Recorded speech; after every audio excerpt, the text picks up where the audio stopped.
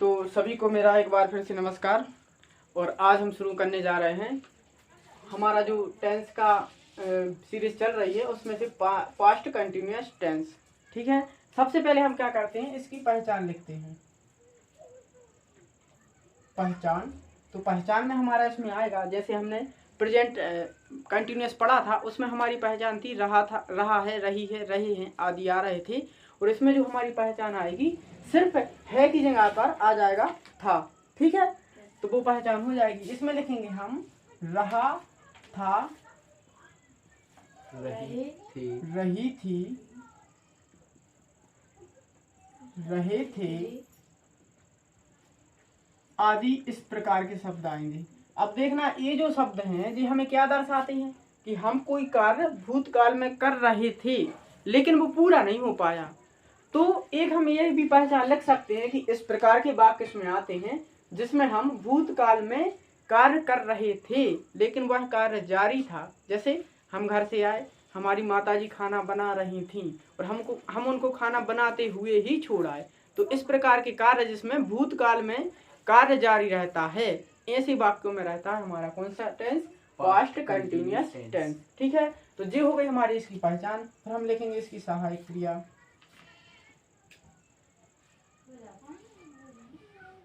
सहायक क्रिया जिसको हम HV भी बोलते हैं, हेल्पिंग वर्ब। तो इसमें आएगा हमारा वाज या वर। ठीक है, इन दोनों का प्रयोग करेंगे। अब हमने जो लास्ट पढ़ा था पास्ट इंडेफिनिट, उसमें सिर्फ एक ही हेल्पिंग वर्ब थी, वो थी डिड। क्योंकि इसमें दो हैं तो सब्जेक्ट के अनुसार इनका प्रयोग भी हम अलग अलग करेंगे। जैसे अब देखते हैं, जो वाज होता है, वाज का प्रयोग कहाँ कहाँ करेंगे, और जो है हमारा वर का प्रयोग कहाँ कहाँ करेंगे। तो ही, सी,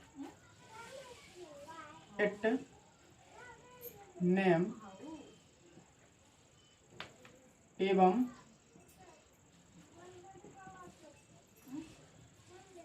सिंगुलर सब्जेक्ट, इनके साथ हम प्रयोग करेंगे किसका, वाज का।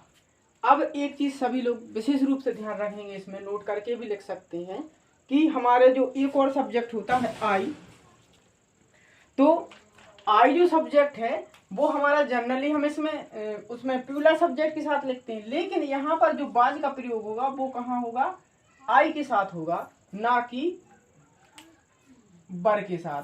ठीक, तो आई जो है, आई के साथ हम वाज का प्रयोग करेंगे और वर में आएगा हमारा, आई को छोड़ देंगे, दे, यू, वी एवं प्लूरल सब्जेक्ट, इसमें आ जाएगा हमारा कौन सा, वर।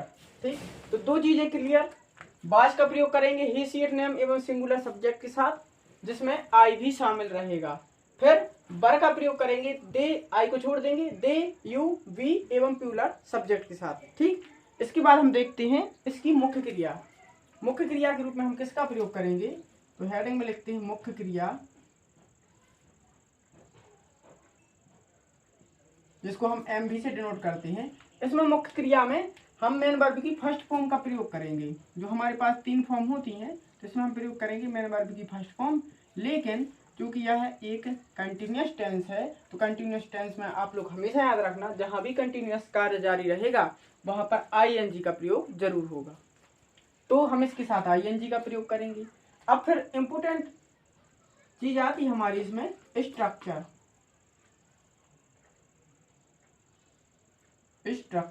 तो सबसे पहले हम स्ट्रक्चर बनाएंगे सिंपल सेंटेंस का।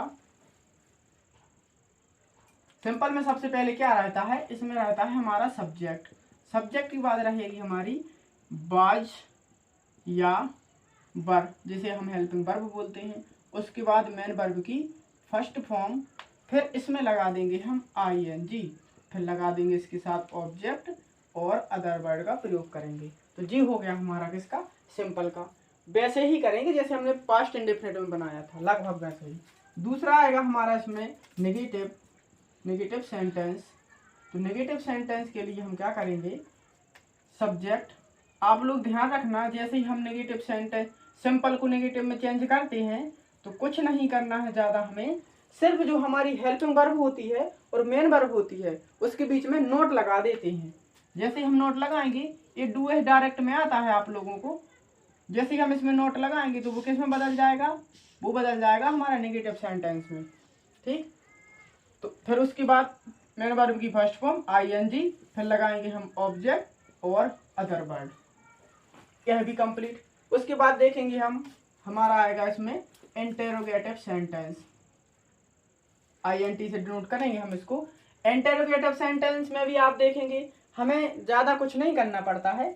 इंटरोगेटिव क्योंकि एक प्रश्नवाचक वाक्य है, नोट को हटा देंगे और जो बाज या बर है हेल्पिंग वर्ब, इसको कहाँ लिख देंगे, सब्जेक्ट के पहले। तो हम सबसे पहले यूज करेंगे बाज का या बर का, फिर लिखेंगे इसमें हम सब्जेक्ट, फिर लिखेंगे नोट का प्रयोग नहीं करना है, मेन वर्ब की फर्स्ट फॉर्म का प्रयोग करेंगे। उसके बाद लगेगा हमारा आईएनजी, फिर उसके बाद जी ऑब्जेक्ट और अदर वर्ड, और इसमें जो इम्पोर्टेंट है क्वेश्चन मार्क, इसके बिना तो पूरा सवाल सेंटेंस अधूरा है। फिर देखेंगे हम फोर्थ नंबर पे जो है हमारा नेगेटिव प्लस इंटेरोगेटिव। जब हम नेगेटिव और इंटेरोगेटिव को बनाएंगे तो इसमें देखिएगा आप नेगेटिव भी है और इंटेरोगेटिव भी है, मतलब नकारात्मक भी है और प्रश्नवाचक भी है, तो इसमें दोनों का प्रयोग करेंगे। सबसे पहले क्या होगा, तो माफी चाहूंगा अभी लाइट चली गई है तो थोड़ा सा रुक जाते हैं, दिखा रहा हूं। तो असुविधा के लिए मुझे थोड़ा सा खेद है। अब देखेंगे हम यहाँ पर नेगेटिव इंटरोगेटिव में बाज और बर को आगे रखेंगे, क्यों किया है, इंटरोगेटिव है तो बाज बर को आगे रख दिया। फिर उसके बाद क्या करेंगे, हम सब्जेक्ट को लिख लेंगे और मेन वर्ब की पहले लगाएंगे इसमें हम क्या, नोट। ये नोट दर्शाता है कि हमारा वाक्य नेगेटिव हो गया। फिर उसके बाद हम लिख देंगे मेन वर्ब की फर्स्ट फॉर्म प्लस आईएनजी, उसके बाद ऑब्जेक्ट प्लस अदर वर्ड, और इसमें भी हम प्लस में क्या रखेंगे, क्वेश्चन मार्क। तो जल्दी से इसका स्क्रीनशॉट ले लीजिए, थोड़ा सा टाइम दे रहे हैं, उसके बाद हम इसको रख करके प्रैक्टिस करेंगे। चलो ठीक है, तो नोट करने के बाद हम देखते हैं एक वाक्य, सोहन मैदान में फुटबॉल खेल रहा था, इसको हमें ट्रांसलेट करना है। सबसे पहले हम बनाएंगे इसका सिंपल वाक्य, जो कि हमारा हिंदी है, हिंदी टू इंग्लिश करेंगे इसको सिंपल का। सबसे पहले देखिए इसमें क्या है, सब्जेक्ट। मैंने कल बताया था कि वाक्य में जो काम हो रहा है उसको कौन कर रहा है, वो होता है हमारा सब्जेक्ट। जैसे खेलने का काम हो रहा है तो खेलने का काम कौन कर रहा है, सोहन, तो सोहन आ जाएगा हमारा सब्जेक्ट में। सबसे पहले हम लिखेंगे सोहन, सोहन के बाद फिर आता है बाज या बर।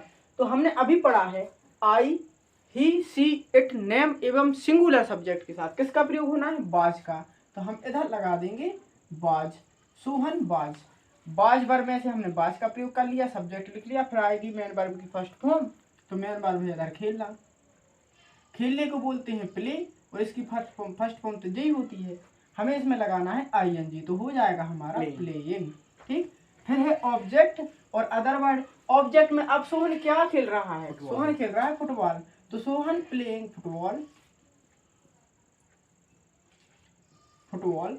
और अदर वर्ड में देखिए यहाँ पे क्या आएगा, इसमें मैदान में खेल रहा है, तो जिसको हम बोलते हैं बेस, आधार, तो वो आ जाएगा हमारा लास्ट में। ये जो प्रोपोजिशन है में, इसके लिए हम प्रयोग करेंगे इनका। और मैदान के आगे, मैदान को बोलते हैं ग्राउंड, ग्राउंड के आगे हम प्रयोग करेंगे दा का, क्योंकि दा जो है हमारा उस जगह पर लगाया जाता है जहां पर हम किसी विशेष चीज की बात कर रहे हों। अब जैसे सोहन मैदान में खेल रहा है, तो आपने सोहन को खेलते देखा होगा, खेल रहा था, और सोहन को खेलते देखा होगा, और किस ग्राउंड में खेल रहा है ये भी आपको पता होगा।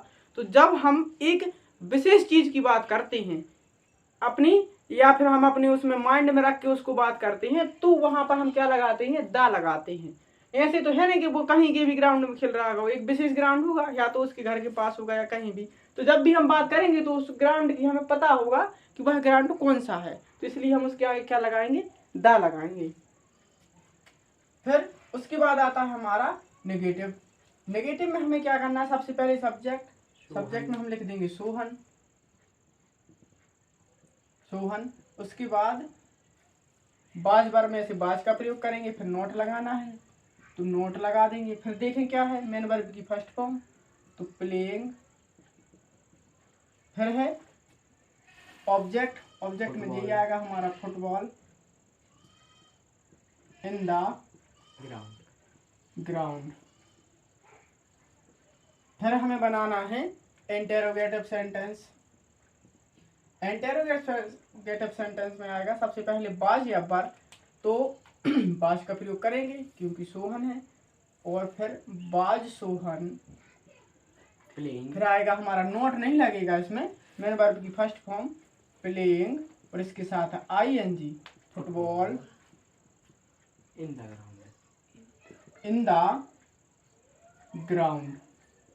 तो ये आ जाएगी हमारी इसमें इंटेरोगेटिव सेंटेंस। और इसके बाद हमारा जो बचता है लास्ट है इंटेरोगेटिव नेगेटिव प्लस इंटेरोगेटिव। तो इसको हम बनाएंगे, सबसे पहले लिखेंगे हम बाज सोहन, सोहन हमें लगाना है नोट, इसमें देखते जाएंगे नोट। उसके बाद लगाएंगे playing football in the ground, football in the ground. तो इस प्रकार से हमारा यह सेंटेंस चारों फॉर्म में बदल गया, simple, negative, interrogative, negative plus interrogative. तो एक बार फिर से मैं आपसे अपील करता हूं कि चैनल को जल्द से जल्द सब्सक्राइब करें और शेयर करना ना भूलें। Thank you.